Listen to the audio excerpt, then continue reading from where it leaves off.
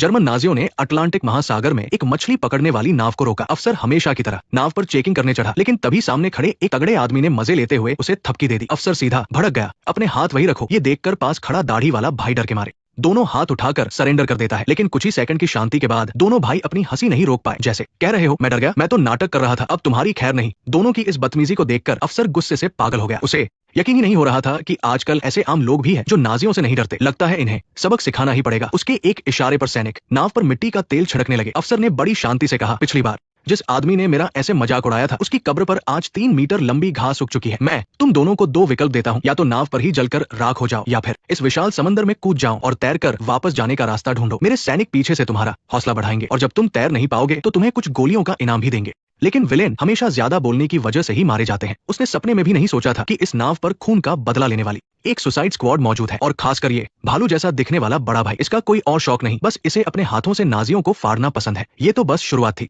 तुम्हें लगा खेल खत्म हो गया? ये छोटे मोटे लोग तो बस स्टार्टर थे, असली मेन कोर्स तो सामने खड़ा था। उस आदमी ने मजे से अफसर का हाथ पकड़ा और सामने की तरफ हवा में लहराने लगा। दुश्मन के जंगी जहाज ने तुरंत नाव पर हमला कर दिया, लेकिन उनका निशाना काफी खराब था। इसी बीच हमारे साथियों ने चुपचाप जंगी जहाज के हथियारों वाले कमरे में बम लगा दिया। इस धमाके के बाद तो यमराज को भी आज ओवरटाइम करना पड़ेगा। नमस्ते दोस्तों, मैं हूं ब्रायन और आज हम एक बेहतरीन फिल्म एक्सप्लेन करने वाले हैं। वर्ल्ड वॉर 2 पर बनी ये एक जबरदस्त एक्शन फिल्म है। इस सुसाइड स्क्वाड की कहानी का समय कुछ दिन पहले शुरू होता है। जर्मन सेना अपनी यू बोट नाम की सीक्रेट पनडुब्बियों के जरिए अटलांटिक महासागर में तबाही मचा रही थी।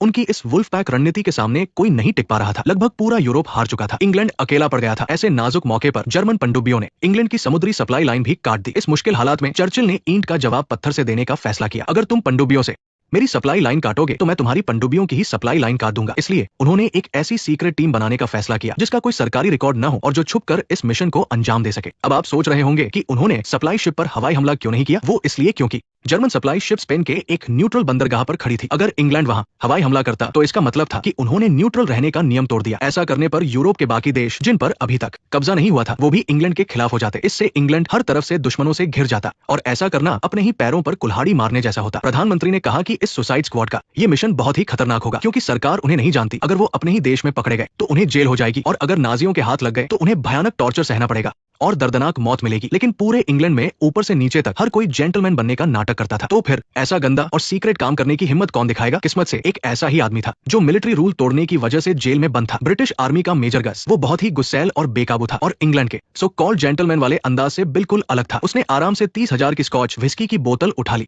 बड़े अफसरों ने भी उसे रोकने की कोशिश नहीं की। उसके बाद उसने माचिस उठाई और फिर सिगार उठा लिया। जब स्पेशल ऑपरेशंस के बड़े अफसर बोल रहे थे तब वो जानबूझकर शोर मचाने लगा। अरे अब उसे हाथ वाली माचिस पसंद नहीं आ रही थी, उसे ये लाइटर ज्यादा अच्छा लगा तो वो भी चुपके से अपनी जेब में डाल लिया। जर्मनों की उस सप्लाई